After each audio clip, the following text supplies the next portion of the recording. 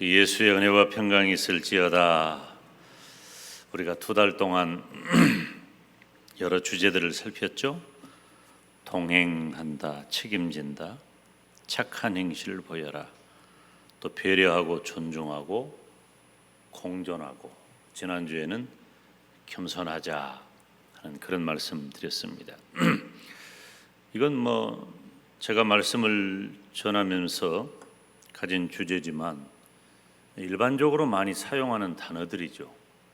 사람들이 다 쓰는 단어들이고 사회적인 언어예요.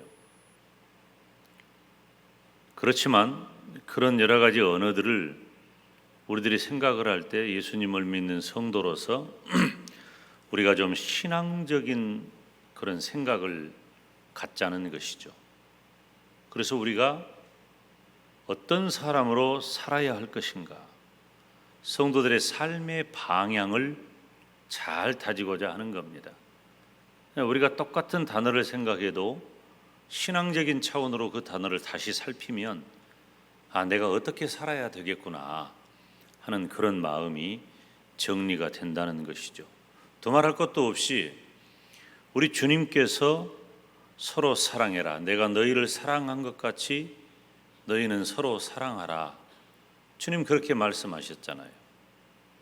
내 이웃을 내 몸과 같이 사랑하라고 말씀하신 우리 주님의 그 가르침을 따라서 우리가 사회적인 이 언어들 체계 속에 어떻게 살아가야 하느냐 하는 방향을 정하는 것입니다.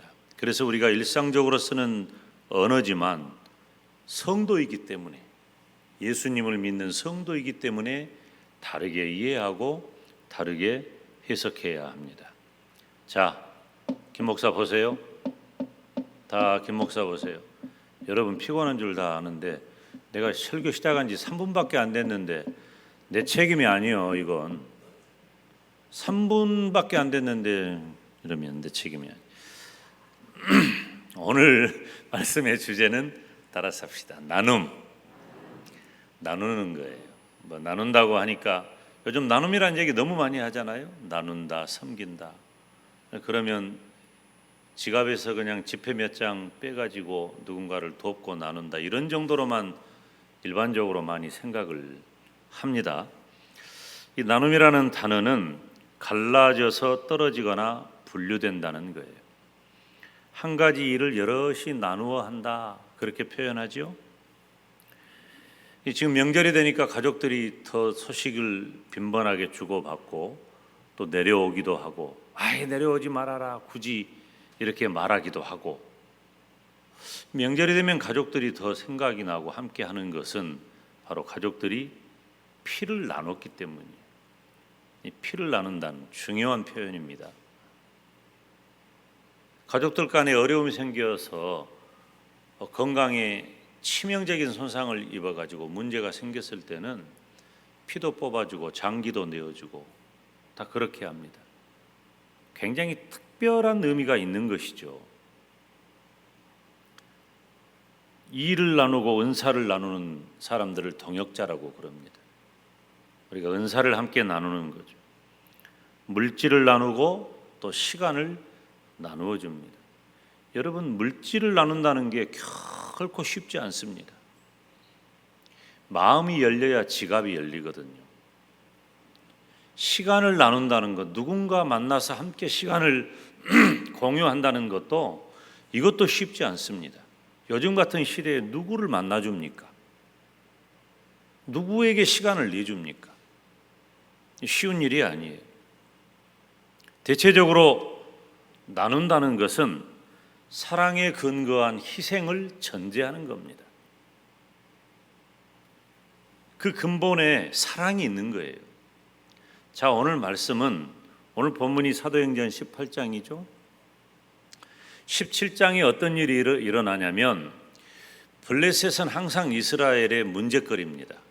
항상 이스라엘과 접경이 있어서 언제나 쳐들어오고 전쟁을 주고받는 그런 사이죠. 그런데 그 블레셋과의 전쟁에서 이스라엘이 도무지 힘을 쓰지 못하는 상황이 된 거예요. 누구 때문이고 무엇 때문이냐면 바로 골리앗이라는 사람 때문입니다. 이 골리앗은 일반적으로 누가 상대할 수가 없는 사람입니다. 그런데 사무엘상 17장에서 다윗이 골리앗과 싸워서 이겨버립니다. 엄청난 일이에요. 우리는 다윗을 응원하기 때문에 사무엘상 17장을 지금 읽어간다고 해도 또 다윗이 골리앗을 이겼다는 사실을 또 다 인지하니까 다윗아 빨리 이겨라, 빨리 이겨라. 드라마를 본다면 아마 그럴 거예요. 그리고 우리가 일반적으로 생각을 할 때 아주 상대하기 어렵고 힘든 사람을, 어떤 상황을 만나면 다윗과 골리앗의 싸움이라고 표현을 많이 합니다. 그런데 여러분, 다윗과 골리앗은 애초에 싸움 상대가 아닙니다. 싸울 수가 없어요. 객관적인 전력을 견주어 볼 때 다윗은 골리앗의 상대가 안 돼요. 우리 전라도식으로 말하자면 잽이가 안 되는 거예요. 어디를 감히. 그런데 우리는 다윗은 골리앗하고 싸울 수 있다고 생각을 해요. 그럴 수 없어요. 그럴 수 없는 일이 사무엘상 17장에서 일어났고, 정말로 믿을 수 없는 일이 다윗이 골리앗을 물리치는 것으로 드러나게 된 거예요.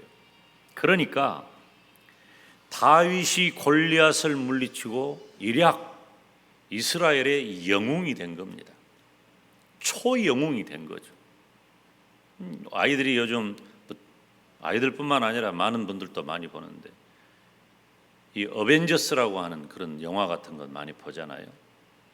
뭐 초능력자들이죠. 그런 초능력자도 아니었어요. 다윗은 평범한 사람입니다.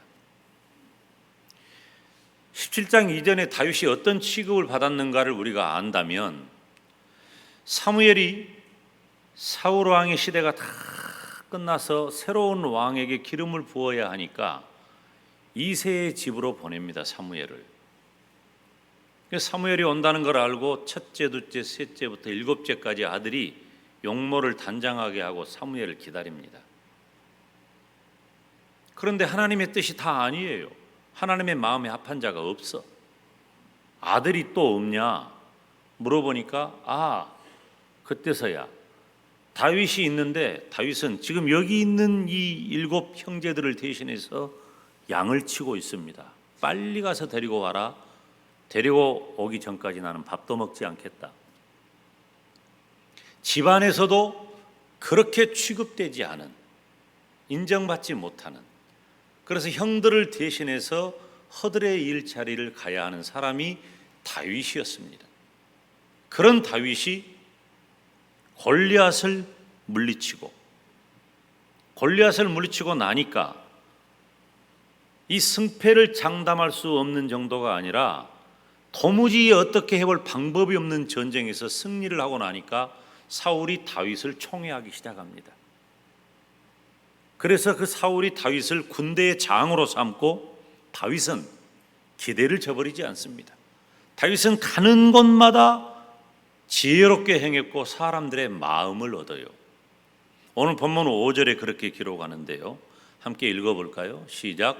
다윗이 사울에 보내는 곳마다 가서 지혜롭게 행하며 사울이 그로 군대의 장을 삼았더니 온 백성이 합당하게 여겼고 사울의 신하들도 합당히 여겼더라. 아멘. 지금 다윗의 가치가, 다윗의 주가가 굉장히 올라와 있는 그런 상황입니다. 그 와중에 사울의 아들 요나단과 다윗이 만나는 장면이 오늘 본문입니다. 요나단은 다윗을 만나 심히 기뻐했습니다. 굉장히 깊은 우정을 나누죠. 사랑을 나누는 겁니다. 그리고 19장을 보면 요나단의 아버지 사울이 다윗을 죽이려고 합니다. 무엇 때문이죠? 이제 다윗의 인기가 굉장히 높아지는 거예요. 사람들이 사울과 다윗을 비교해서 말할 때 사울은 천천히고 다윗은 만만이라고 노래를 부릅니다. 사울의 마음에 시기심이 들어왔고 그 시기심을 견디지 못한 사울이 다윗을 죽이려고 합니다. 그런데 그 사울의 아들인 요나단이 다윗에게 그 말을 전해줘요. 사무엘상 19장 2절인데 그가 다윗에게 고하여 가로되 내 부친 사울이 너를 죽이기를 꾀하시느니라. 그러므로 이제 청하노니 아침에 조심하여 은밀한 곳에 숨어 있으라. 다윗아, 아버지가 너를 죽이려고 해. 아버지가 그냥 아버지, 보통 아버지가 아니고 왕이에요. 왕된 내 아버지가 너를 죽이려고 한다. 숨어 있어라. 가르쳐 주는 겁니다. 그것이 가능했던 이유는 요나단은 다윗을 생명같이 사랑했습니다. 오늘 본문 1절 말씀 같이 읽습니다. 시작. 요나단의 마음이 다윗의 마음과 연락되어 요나단이 그를 자기 생명같이 사랑하니라. 생명같이 사랑했다. 요나단의 마음이 다윗의 마음과 연락되었다. 이 연락되었다는 말의 원어적인 의미가 뭐냐면은 대체적으로 어떻게 사용되냐면 이 단어가 연락됐다는 단어가 남자와 여자가 사랑을 하잖아요. 그 연락됐다고 말을 해요. 이 세상의 사랑의 대표가 뭐 남녀간의 사랑이잖아요. 또 있어요. 남자든 여자든 친구들 간의 긴밀한 우정을 말할 때 이 연락됐다는 단어를 사용합니다.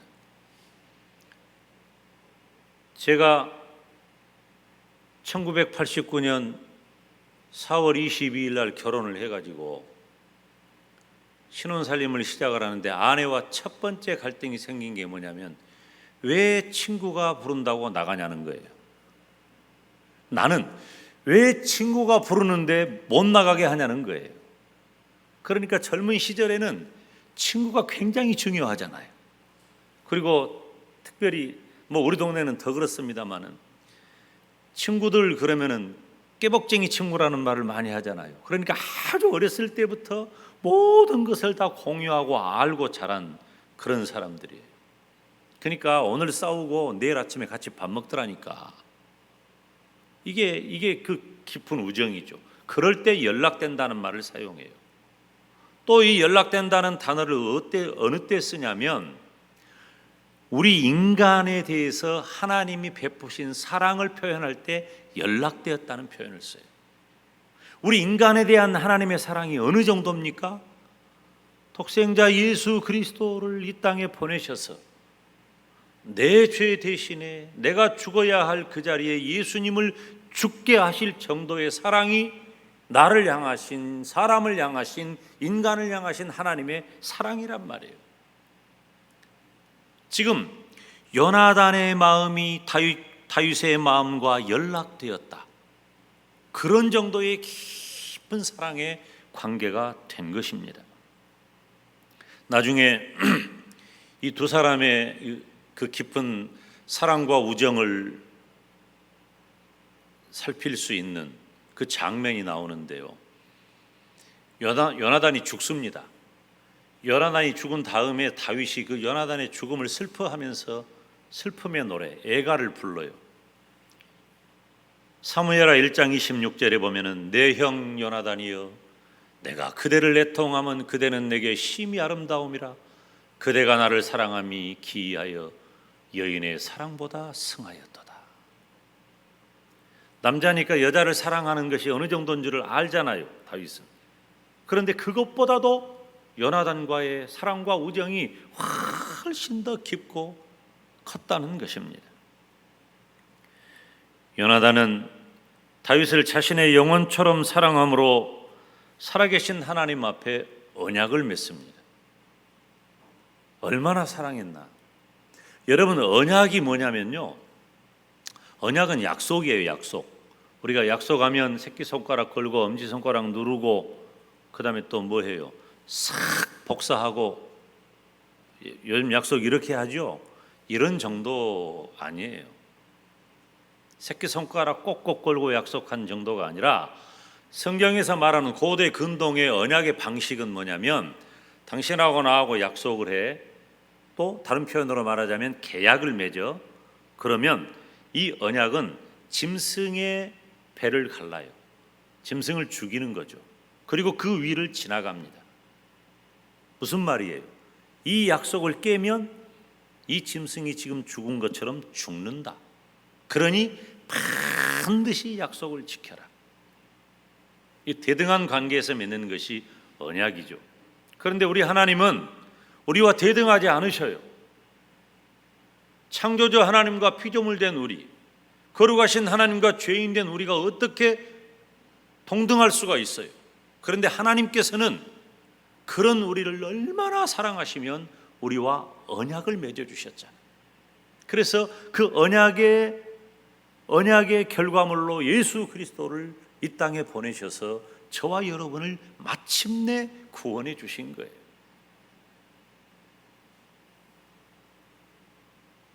그 언약을 맺고, 여러분, 이 언약을 맺었다는 것은 말씀드렸듯이 자신의 생명과 목숨을 담보로 하는 거예요. 즉 전인격적인 그 사람 자체를 다 내어놓는 것이죠. 이런 정도가 되는 거예요. 그리고 그 증표로 요나단은 자신이 입고 있던 모든 것을 다윗에게 다 줍니다. 무엇을 줬는지 볼까요? 오늘 본문 3절 4절 같이 읽습니다. 시작. 요나단은 다윗을 자기 생명같이 사랑하여 더불어 언약을 맺었으며 요나단이 자기의 입었던 겉옷을 벗어 다윗에게 주었고 그 군복과 칼과 활과 띠도 그리하였더라. 다 준 거예요. 요나단이 다윗에게 준 것은 요나단의 신분을 상징합니다. 요나단은 사울 왕의 아들이에요. 왕자입니다. 왕의 옷을 입는 사람이에요. 요나단이 입은 겉옷은 그냥 겉옷이 아니에요. 자신의 신분을 드러내는 거예요. 사울 왕의 합법적인 후계자임을 상징하는 모든 물건들을 전부 다윗에게로 나눠줍니다.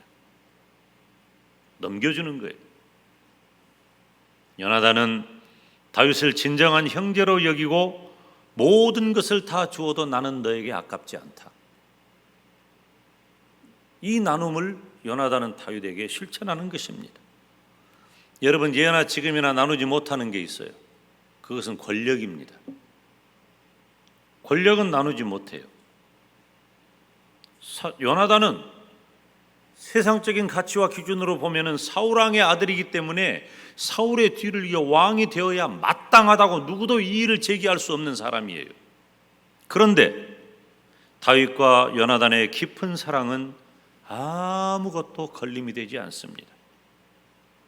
요나단은 자신에게 부여된 왕권에 대해서 전혀 연연하지 않고 완전히 포기해 버립니다. 어떻게 이런 나눔이 가능할까? 칼빈은 오늘 이 본문과 같은 배경을 이렇게 해석을 합니다. 다윗과 요나단의 관계에서 요나단이 다윗에 대한 하나님의 섭리를 알고 인정했다. 그러니까 요나단은 이미 지금 다윗이라고 하는 인물을 인간적인 깊은 사랑 정도가 아니라 믿음의 시각으로 다윗을 받아들인 거예요. 그리고 다윗에 대하여 진정성 있는 사랑을 했다고 주석합니다. 사랑하는 성도 여러분, 우리가 누군가와 무엇을 나눌 수 있고 또 누군가와 무엇을 나누어야 한다면 그것은 단지 제가 앞서 언급한 대로 지갑에서 지폐 몇 장을 꺼내서 어려운 사람 도와주는 정도의 나눔을 말하는 게 아니에요. 크든 작든 내가 누군가에게 어떤 나눔을 실천하기를 원한다면 그것은 깊은 사랑에 근거한 진심이 담겨 있어야 되는 거예요. 지금 이 김 목사가 여러분들에게 나눔에 대한 단어를 설명하면서 굳이 다윗과 요나단의 이야기를 이렇게 길게 언급을 하는 것은 우리가 나눔이라고 하는 것을 행할 때에 너무나 많이 요구받을 때에 그리고 그 나눔을 실천할 때에 우리는 그 나눔에 대해서 너무 가볍게 여기지 말라는 겁니다. 그리고 마치 좀 가진 자가 어려운 자들을 좀 덜어서 도와주는 정도의 차원으로만 생각하지 말자는 겁니다. 그런 관점에서 요나단이 마음을 나누고 자신의 상징물을 나누어 준 것은 진심이 깃든 사랑의 행동이었다는 것입니다. 우리가 나의 주변에 둘러싸여 있는 사랑하는 형제와 이웃들에 대하여 내가 무엇을 어떤 형태로 나누어 주든지 그것은 사랑에 근거한 진심이 필요하다는 것입니다. 오늘 본문 사무엘상 18장의 다른 장면을 보면 나눔의 역기능적인 면을 보게 됩니다. 페이지를 좀 넘기면 사울 왕이 다윗에게 자신의 딸을 주는 장면이 나와요. 사위로 삼는 거예요. 여러분, 딸이 얼마나 이쁩니까? 아들은 든든하고 울타리가 되고 듬직하고 좋은 점은 있지만 사랑스럽기는 딸하고 비교가 안 되죠. 예나 지금이나 마찬가지. 그런데 누군가를 사위로 맞이하면서 딸을 나눠준다? 보통 일이 아니에요. 도대체 우리 사위는 어디서 뭘 하고 있는지 나는 알 수가 없어요. 그냥 나타나기만 해봐. 속으로 이런 마음일 거란 말이에요. 근데 사울은 다윗을 사위로 삼으면서 자신의 딸을 나눠주면서 그 의도가 좋지 못해요. 어떻게?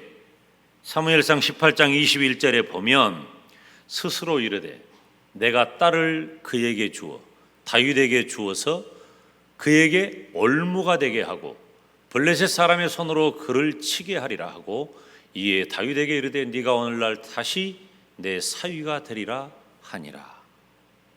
그러니까 이 사울은 자기 딸을 나누어 다윗을 사위로 삼는 그 과정마저도 올무가 되게 했어요. 올무가 되게 했다는 말은 어떤 말입니까? 함정에 빠뜨리다, 덫을 놓다, 그런 말이에요. 함정에 빠뜨리고 덫을 놓는 것은 누구를 대상으로 하는 겁니까?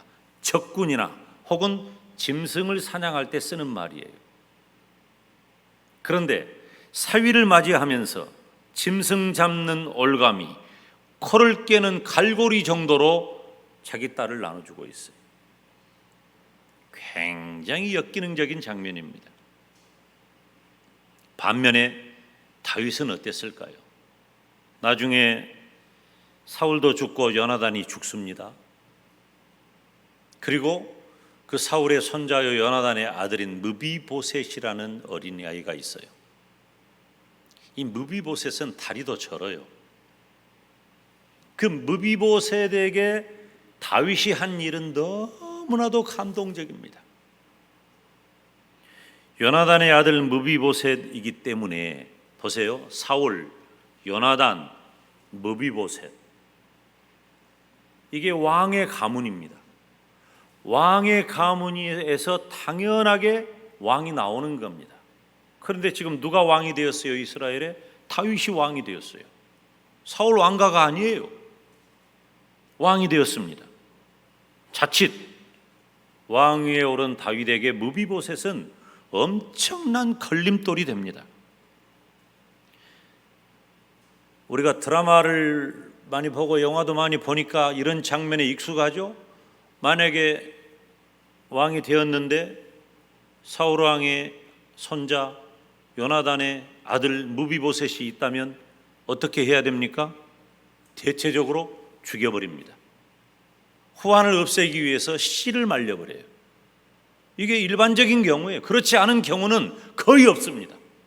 그렇지 않은 경우는 거의 없어요. 씨를 말려버려요. 그런데 다윗은 요나단의 아들 무비보셋에게 자신의 식탁을 나눕니다. 사무엘하 9장 7절 보면 다윗이 가로되 무서워 말라. 내가 반드시 내 아비 요나단을 인하여 내게 은총을 베풀리라. 내가 네 조부 사울의 밭을 다 내게 도로 주겠고. 다시 말하면 사울의 모든 재산을 무비보셋에게, 어린 무비보셋에게 다 주겠다. 또 너는 항상 내 상에서 먹을지니라. 사무엘하 9장 11절에 무비보셋은 왕자 중 하나처럼 왕의 상에서 먹으니라. 여러분, 일반적인 이야기는 아닙니다.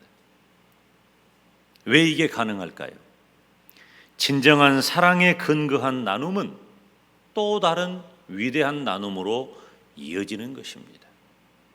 지금 우리가 사는 이 시대에 이렇게 진정한 사랑을 담은, 진심을 담은 나눔이 이루어지고 있는가? 오늘 예배에 참석한 우리 모두는 어느 정도 나눔을 실천하는 사람에 속해 있을 겁니다. 참 착하고 좋은 분들이죠, 우리 성도님들은. 그런데 이 김 목사는 오늘 그 정도에 멈추지 말고 다윗이 요나단을 사랑한 것처럼 그 진심과 사랑을 담아 나누어야 한다고 더 강조하는 것입니다. 오늘날 우리는 많은 사람들 가운데 살아가지만 진정한 친구를 찾기 어렵다는 말을 많이 합니다. 군중 속에서 고독을 느낀다는 사람들이 너무 많아요. 어쩌면 우리 오늘 예배에 참석한 분들은 다 그런 사람들입니다. 우리 주변에 사람은 그렇게 많지만 얼마나 우리가 고독감을 느끼고 삽니까? 정말로 내 깊은 속사정은 입에서 꺼내지도 못하고 살잖아요. 지금처럼 세상에는 친구는 많이 있지만 진실한 사랑과 우정을 나눌 친구를 찾기가 쉽지 않다고 말하는 때도 없습니다. 오늘 본문에 나오는 다윗과 요나단은 참된 사랑과 우정을 나누는 좋은 친구였습니다. 나에게 은사로 맡겨진 일도 있고 그 은사를 나누기도 하고 물질을 나누기도 하고 마음을 나누기도 할 때 우리는 어떻게 해야 할까? 코로나 팬데믹으로 요즘은 장벽이 생기고 모든 활동과 경제가 어려울 때 우리는 어떤 나눔의 사람이 되어야 할까?